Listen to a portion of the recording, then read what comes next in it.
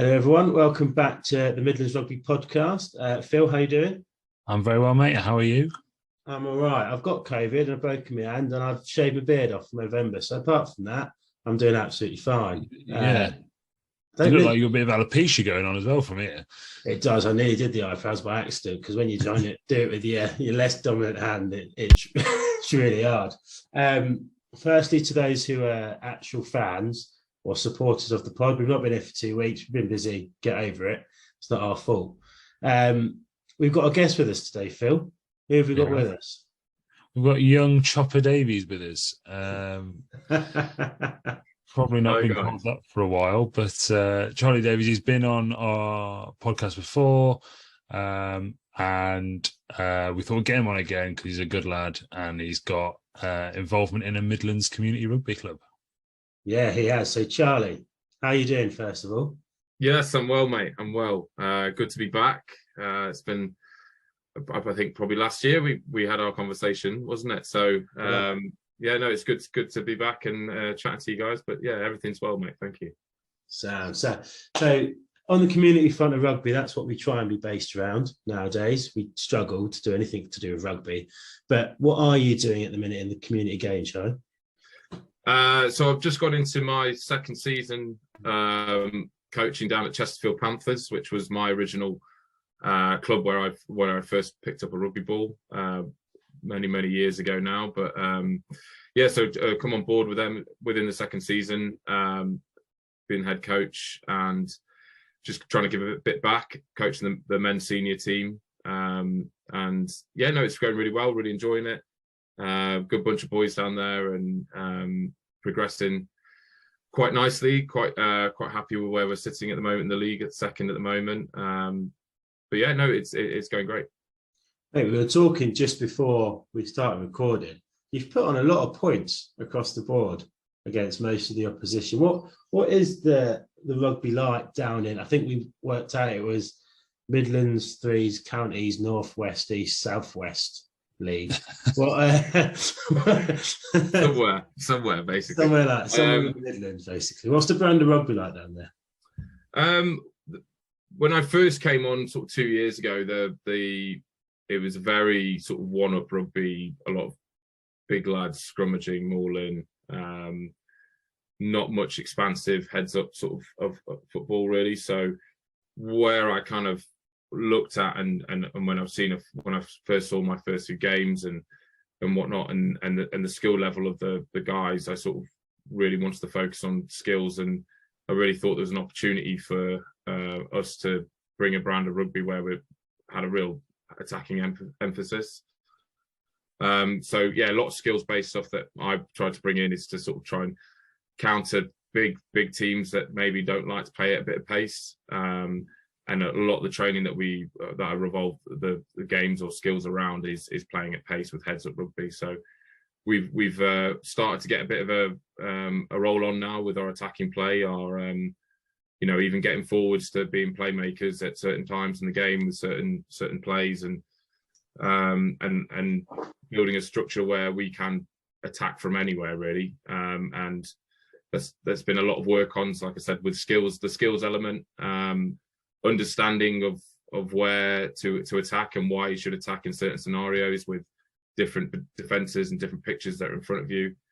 And then also probably a little bit of the training has been sped up. I don't necessarily make guys run through between cones for fitness, but I'd sort of try to bring an element of when I trained professionally, especially my last year at Saints. The trains are very high intensity, so you sort of be out in the paddock for an hour, but it's non-stop. So it's skills into something else, into skills again, into something else. So sort of really try to bring those things where I've learned from and install them into these guys, and they seem to be embracing it. And like I said, I'm pretty sure we're up there as one of the highest scoring teams in the league at the moment. So I think there's only been one game where we haven't had a bonus point of 4 tries. So it's really pleasing to see the guys now wanting to play expansive rugby, which is especially for myself and Phil, we like to sort of throw the ball and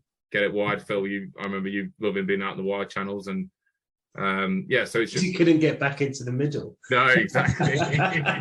He liked the celebrations on the end, didn't he? The glory in the end. But so basically I felt the brand of rugby that was in the leagues was a lot of emphasis on the slow kind of muscle rugby, stick it up your jumper, and I thought there's a real opportunity here to build a brand of rugby around this club, which if people want to come and play and fast rugby and running rugby, that's the kind of brand we want to be. So so it's like I said, still work in progress, learning a lot as players, but also as a coach as well, of understanding of how to get the best out of guys with the short window of coaching availability on just once a week. But it seems to be working at the moment, which is a good sign.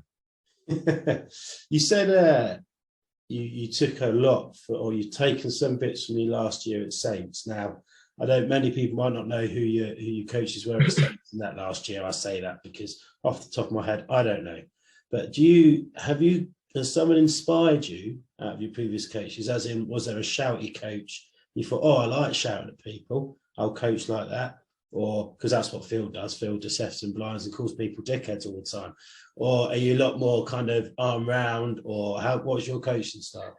Again, like this is where learnings have come in. I think I'm quite animated as a coach. I kind of want to be really engaged in the session. I think coaches that sort of were my professional career that sort of inspired me in that sense is you've got sort of Brad Davies, who's now at London Irish. He was my defence coach at Wasps, and I always very engaged in his sessions. He's always very animated bloke, but then would have a conversation with you and you, if you asked a question, but then was very clear with what he wanted you to get out of the session. So there was that. As my last year at Saints, Sam Vesti, again, quite an animated coach.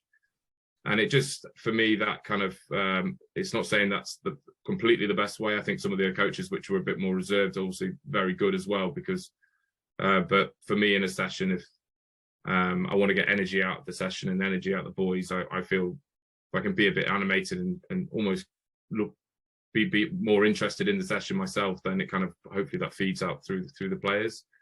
Like I said, with learnings, I think I was probably like what you say with Phil, Effie and blinding, a bit too animated, and I took that probably into the touchline on games as well a little bit.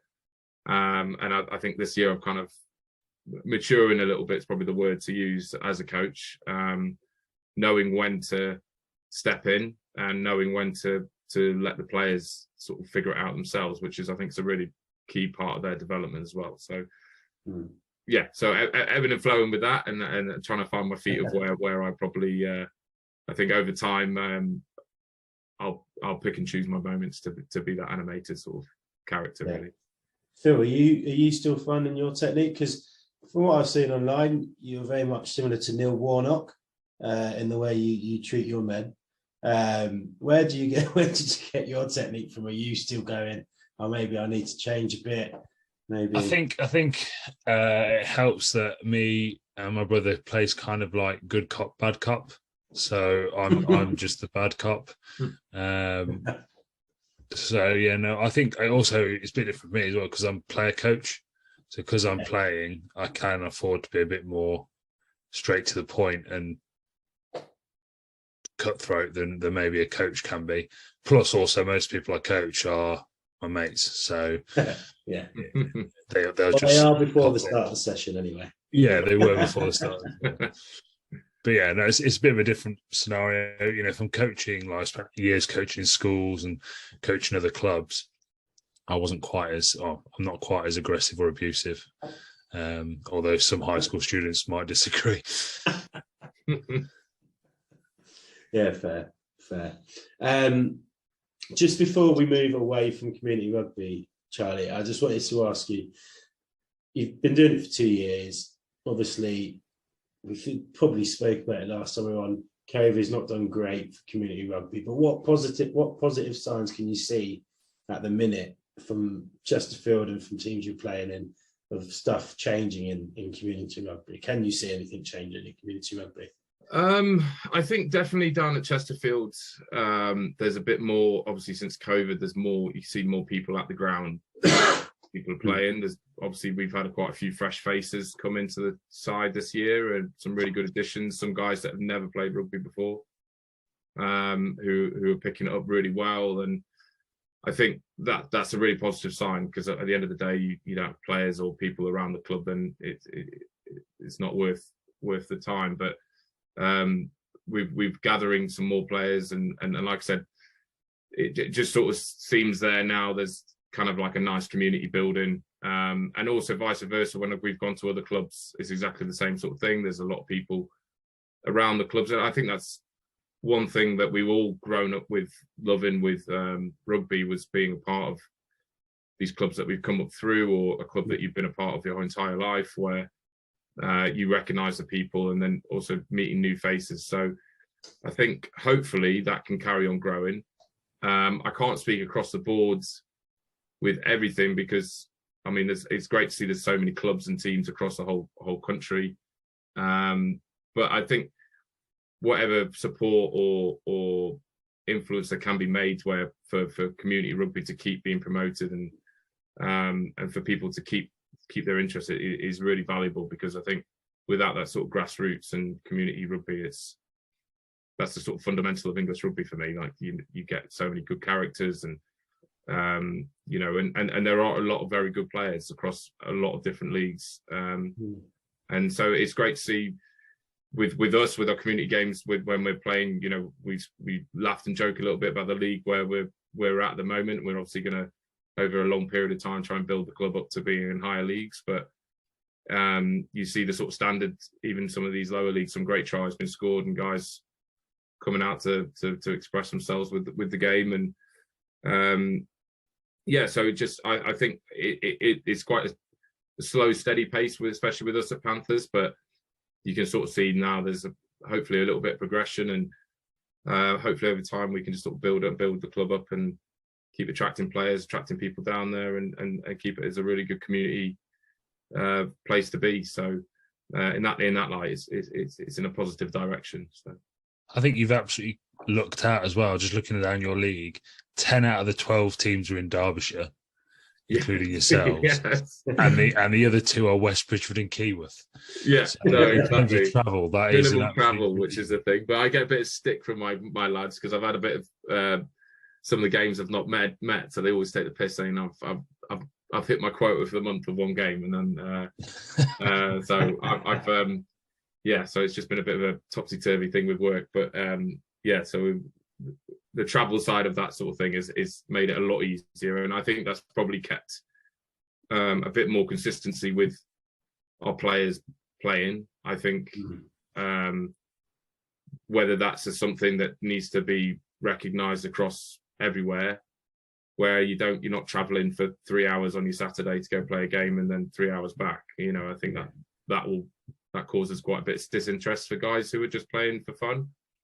So I think with that restructure, that's really helped us, and probably helped other teams as well to maintain a consistent squad.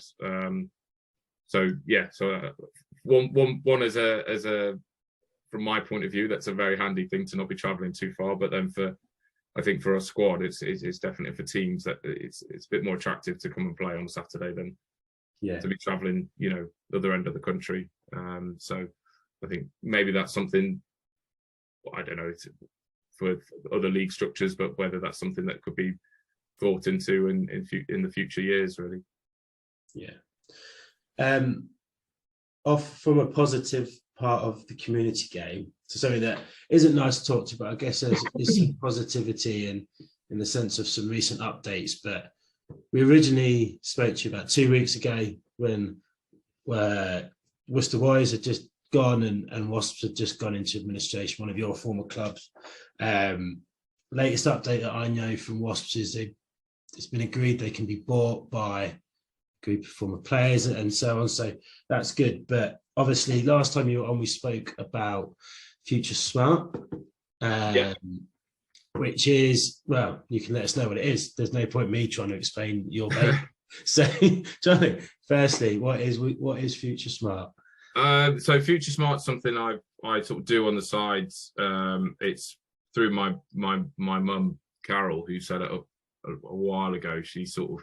It's a company to sort of help guys to gain primarily educational qualifications, and it basically design programs around their professional sporting life, and that's across men, women, and not just in rugby. That's across different sports and military, and basically to sort of help them develop and help them get ready, basically for life. Their transition from professional sport to sort of almost the real world as such. And so that's the premise of the company. And I sort of have come on board as a bit of a to help sort of promote and try and be a bit more of an ambassador for it as such, to sort of try and spread a message of the sort of difficulties you can face coming out of rugby, as I know firsthand. And so it's a company that's it's there to just to help, really. And obviously I think with us, we're just trying to spread a message of being prepared. And I mean, you hear it all the time when you're playing your career, and unfortunately I heard it and I thought I was one of the invincible. And then when I was coming out of my rugby career, I got my first job through networking, because obviously with rugby, that's what you utilize. You have a very good network, you can meet a lot of people, and a lot of people that want to help you. But then it was when COVID happened. Unfortunately, I lost that job due to COVID, and I found it very difficult then to, obviously during a period when a lot of people were struggling with work, I wasn't able to get any jobs that I was interested in, or because I didn't have any professional qualifications, or I didn't have any experience on the side of a long-term experience. So it was just more, it's there to sort of, and like I said, when I was playing, I didn't prepare myself, and then I had to go back to square one in school and retrain and pick up a delivery job, and just to pay for mortgage, etc. And there's all those pressures and etc. And I sort of kicked myself whether I probably should have done a little bit more, and because at the end of the day, you think you don't have the time, and rugby comes first, but you do have the time to work something out. So it's more making guys aware, and obviously, like I said, the courses are designed so that rugby does come first, or whatever sport you're in comes first. Yeah. But then it's just to sort of tick you along. So then once you either make the decision that you want to leave, or unfortunately for some, that decision's taken out of the hands, you've just got something that's there to help you, and then you can start your new life with a good, fresh identity, and go for things that you want to go for. So yeah, so that's the premise of it all, really. And I think I was in on it before you were, Charlie, at some point working with your mum, and I did the foundation degree. Yeah. It wasn't Future Smart then, but it was its previous name. But yeah, it was definitely worthwhile. It makes you also recognise how much you have learned from playing professional sport. I think that's something that surprised me, that actually I've got all these skills that I've just developed through being in part of a sports team, and all these different sort of life skills that you don't normally recognise in a CV. So it is quite useful. And then, there was the opportunity for me to go on and do another degree if I wanted to, or whatever, but I was fortunate enough to have sort of already landed a job. But yeah, it's definitely a worthwhile cause, and your mum's doing pretty good work out there. And yeah. So I mean, it's like I said, it's a very, you get the small percent that are already, they probably get a small percent that are very smart in the sense of preparing themselves, and they've already getting themselves qualifications without engaging with somebody like Future Smart, or they've worked through with the Rugby Players Association or whatnot. Then you have probably another small percent which are thinking about it, and then the majority of the rest are not. Think about, and the other side of it as well, I think the sport seems to be getting younger and younger, so it's obviously harder to get young guys to start thinking about that stuff, because obviously once I can speak from experience, when you get into that world, that's your focus, that's your that's your dream that you've worked for many years. So you don't want to start thinking about something else. But I think like you'll know, Phil, with going through those sort of things, they are attainable, and they are things that people will help you with and work through. And then once you have that qualification, once you get into the real world of a business or whatever career choice you choose, you do realise that everything that you've learned through rugby is so transferable across to a business, team structures, etc., leadership and whatnot. And I think, there's so much stuff that you learn about yourself being a professional player, but then also within a professional structure, because at the end of the day, they are businesses. Yeah. And you'll find yourself, if you've got yourself a good sort of bulked up your CV, once you get into that real world, I think a lot of sportsmen can fly, or sportsmen and women can fly into business quite happily because of the things that they learned through their sporting careers.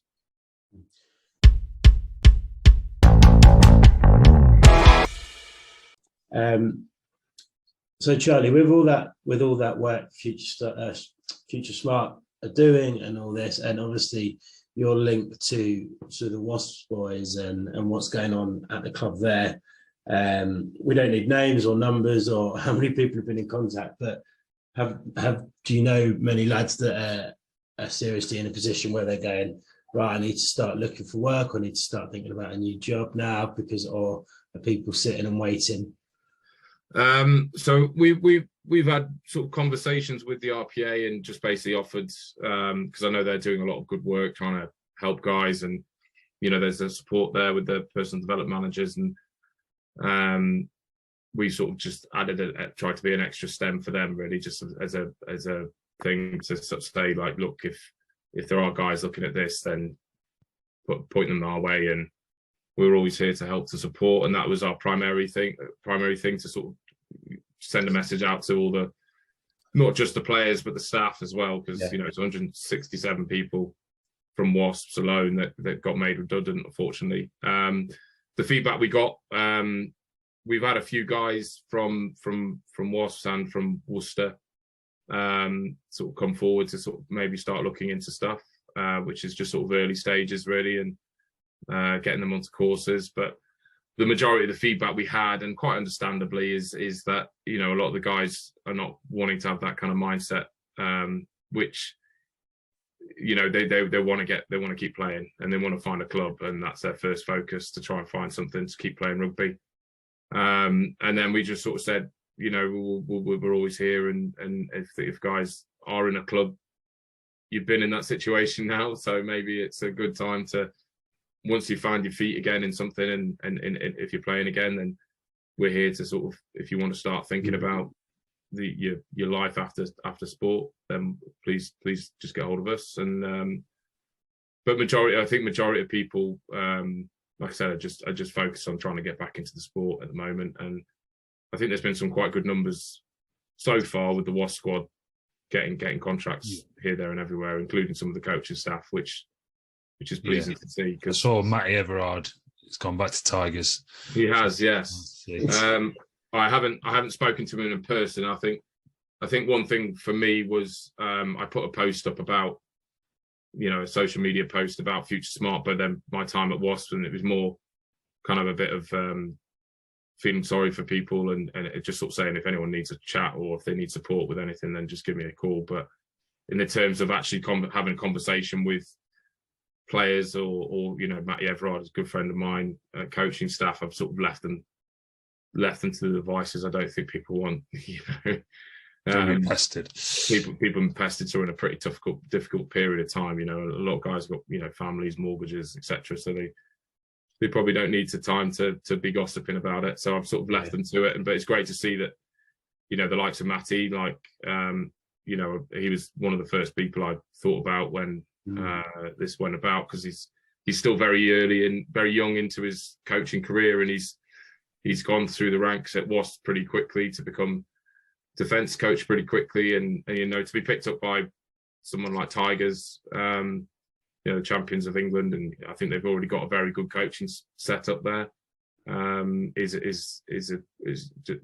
a great thing for him, but also it probably says a lot about bloke he is and the kind of coaching style that he sort of brings. And no, I think if he's working in an environment like Leicester, then he's only going to learn and get better and better, and you never know what his future can hold. So it's very pleasing to see things like that. But I just hope that the rest of the guys that aren't sorted yet, if they're still looking for that opportunity to be in rugby, then I hope that comes around for them, because it's I think it's one thing if you choose to leave and then you kind of finding your feet in the world, and then injuries another thing, but then to have your livelihood is kind of a completely different thing altogether. I think especially mid-season, that's a very difficult thing to handle. And so I hope for the sake of those guys, and then a lot of them get sorted out pretty ASAP, really. So what happens now? I don't know if you know. I don't know if either of you know. Phil's also quite good at looking at numbers and knowing protocols and stuff. So now there's been an agreement of sale or for it's Wasps allowed to be bought, and I think it was senior men and academy, wasn't it, that have been agreed. What happens with the former? So has everyone had their contracts cancelled or terminated, and then it would have to restart again? Yeah, all contracts are made redundant, or all employees are made redundant of the company that is essentially Wasps RFC. So to go back, they'd get new contracts. I think the issue for Wasps is because this consortium's coming in to get them, and they're not allowed to play any rugby anyway until next season, when they'll be in the Championship, which again is going to be another mess. There's no point in Wasps actually putting a squad together until probably, what do you reckon, Charlie, about February, March? Yeah, I think they've, like I said, you're probably right, Phil. They need to get this sort of across the line and make sure it's because I think they have to come up with a 3 to 5 year business plan, don't they, to ensure that they can buy the club, and then to ensure the club's alive for next year. And then, like you said, it's then trying to build a squad that's ready for Championship rugby, and that's no easy task. So yeah, you probably think, hopefully, if they can get this across the line in the next couple of months or even earlier, then probably in the start of the new year, January, February time, they'll have to start building the squad back up. And unfortunately, like you said, the main contingency of the squad will have been picked up by other teams at this point, and I think quite a few of them have got long-term contracts as well with other clubs in the Premiership. So it'd be an interesting thing. It'd be an interesting. I think firstly, it's fantastic to see that a lot of old Wasps have come together to do this. I don't know the names particularly of. I know. I don't know the names of particularly who is actually in the consortium, but I know for a fact that they've obviously been see WhatsApp chats of old Wasp groups and stuff, and it just sort of shows for me that's they do the phrase of once a Wasp, always a Wasp, and it's great to see some of these guys who've played for the club many years ago, whether they're still trying to fight for the survival of it. And it would have been a very big shame, and also for Worcester, but for me personally, because I played for Wasps, it would have been a great shame if you saw that club just completely disappear. So hopefully that gets across the line soon enough. It'd be very interesting to see their strategy of how they are going to rebuild such a big brand, such a big club, to come back and, fingers crossed, be back into the sort of big time at one point in time, really. So 100%. I've just got different images of Lawrence Delia with a crowbar outside people's houses going, I'm going to put some fucking money into this now. That's why so many people have said yes.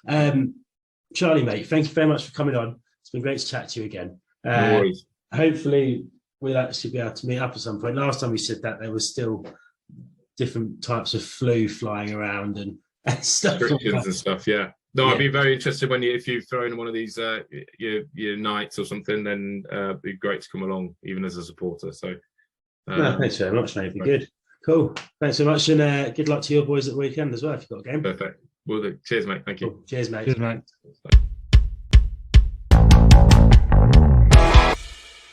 So it was our mate Charlie, still a good guy. Still a good guy. Not changed in a year. Sounds like what he's doing down at Panthers is working. It's got new boys playing at a decent enough level for first comers. That's good.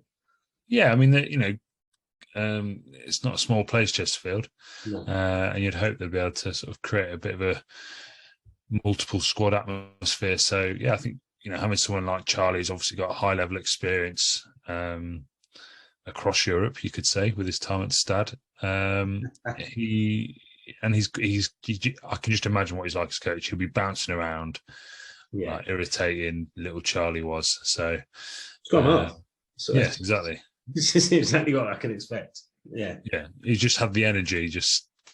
Fair play to him. They obviously play Midlands Counties 3. We're on to Counties 2 for a roundup. So yes. I have currently got Counties 2, Midland East, South laid up on my screen as a little nod. Some interesting teams in here. Some teams I actually know, and they're on the other side of our normal playing knowledge, which is interesting. The likes of Luton and St Neots. All I say teams I know, they're not. I know where they are in the country, which is a lot more than what I did for the lads. Well, there are some teams in there. Spalding used to be in the Paviours League. Melton Mowbray used to be in our league. Huntingdon and District used to be in our league. So there are, and Luton, I think, at one point were in our league a while ago. So, and I think Daventry were as well, to be fair. So there are teams I know there.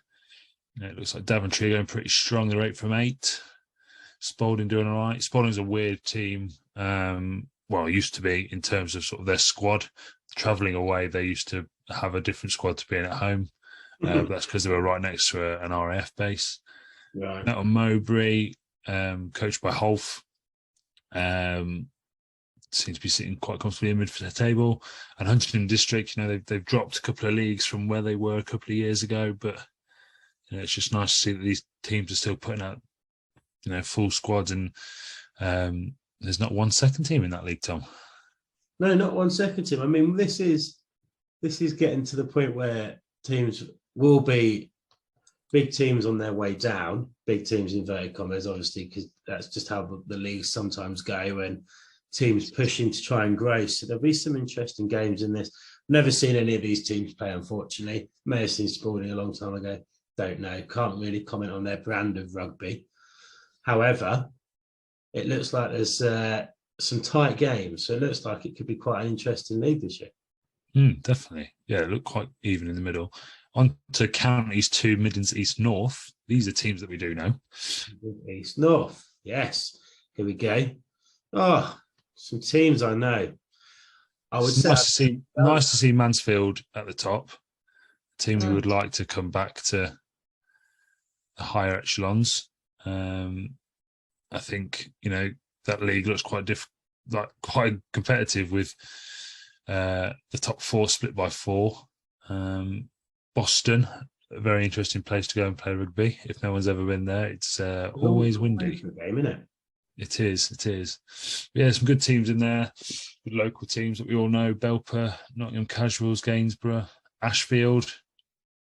Mansfield's some of the teams in that league are quite interesting, because the likes of Moderns and Mansfield have had a bit of a change of guard, haven't they? They've got now their first teams are full of lads who are between the ages kind of 18 and 25, 26, whereas maybe a year to maybe pre-COVID, it was the tail enders of their career that were propping up their first team. So to see some, and it looked like, and from what I've spoken to and read about the Mansfield Moderns game, which was quite a tight game, finishing 17-22 in Moderns' favour, there was some really, really good rugby played. It looks like there's been some really good rugby played by the likes of Kesteven and Mansfield there. I actually run into our mate Chris Tippo at the ice hockey the other day before I was ill. Coach at Ashfield. Says it's a completely different challenge. I don't know what that means, if I'm honest. No comment. He said he's enjoying it. He says it's different down there because obviously the standard's different, the desire's different. Because we are now in this position in rugby where you've got people who joined rugby at the likes of Ashfield and Mansfield especially, who enjoyed, and East Retford, who joined rugby to play casual rugby, but because of the drop-off of players across the leagues of COVID, they're now having to step up and think about playing first team, which if you've only got one team, that's fine. But if you've got 2 or 3 teams and you are happy being a third, second team player, to now have to be playing first team, it's a bit of a change of expectations of training. Definitely. Going to counties 2, Midlands, West, South. Not many teams I know in here. In fact, I don't know any of them. I know Kenilworth 2s, but we can get the bus to Kenilworth, can't we, from here? Can we? No, think about something else. Are you thinking about Keyworth, Tom? Yeah, Kegwell, yeah, one of them. Yeah, good. Not many teams. Is Old Wheatlands one of the teams that one of the lads from King's Rugby played for? The fly half, what was his name? Sorry, King's who? King's Cross, Steelers. Oh, was it? Did he play for Old Wheatlands? Yeah, Old Wheatlands. He might have. Sounds. He might have done. But yeah, it looks like another close league. Top 4 separated by 6. Top 5 separated by 6. Oh. And then poor Pinley at the bottom there with just the 1 win. Dipping a lot of points. Shedding a lot of points.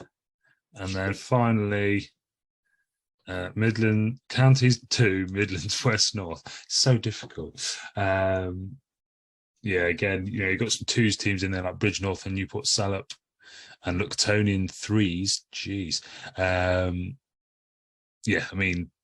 I don't know enough about these places, but it looks like a very close league considering the top 5 are all split by 5 points. And Handsworth have a game in hand, so they could actually get level. But Bridgnorth 2 is looking nice and strong in there. Market Drayton. I've always thought that sounds like a lovely place. Is that where Drayton Manor is? See, I think that's why I think it sounds like a lovely place. But places which are like Market Drayton, like Market Harbour, they can either be really, really nice or absolute shitholes. Yeah, I think that is where Drayton Manor is. Right, sound. And that's the roundup of counties 2, Midlands Rugby. I think we were slightly more insightful this time. Yeah, in the East. Neither of us have ever lived in the West Midlands. But we commented on, we knew that Spalding were in a league that we were in, and we know where Luton is in the country, which is better than what we did with some of the places we spoke about last time. Yeah. We discussed the league that I play in and didn't realise it was the league I played in for we did 10, 15 seconds. I think we've done a lot better. Yeah, bro. Thank you. Next week, I promise we're going to be back. We've got. She said a week ago it was a yes, so I'm saying it's still confirmed. Scottish international playing at. She's still at Loughborough.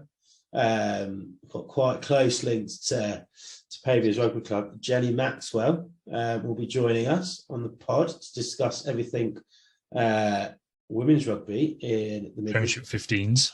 Premiership 15s, and also obviously she could be there. The current World Cup that is going on across the water the other way, not the conventional towards America way. That's not how you describe Australia, but or New Zealand. New Zealand. So it's not even down under. Down under, slightly north, I think. We're getting there. Charlie mentioned to us he's excited about the live shows we're going to be doing, or the live events. He wants to come along. Try to get to the stage. Don't know about that yet, Charlie. So keep an eye out for that.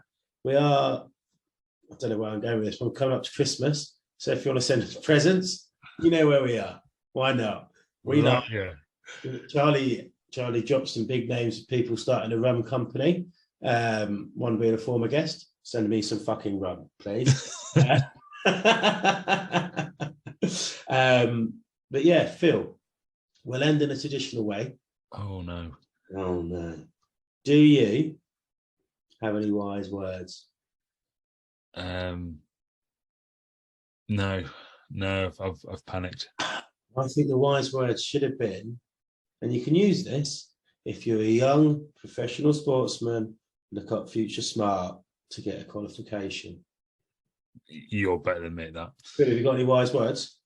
Yeah, if you're a young professional sports person, try and hunt out Future Smart to get some qualifications for post-career.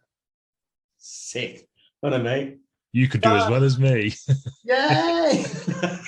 you could host a podcast with a bloke that looks like an egg. All right. See you later, mate. Bye. Bye.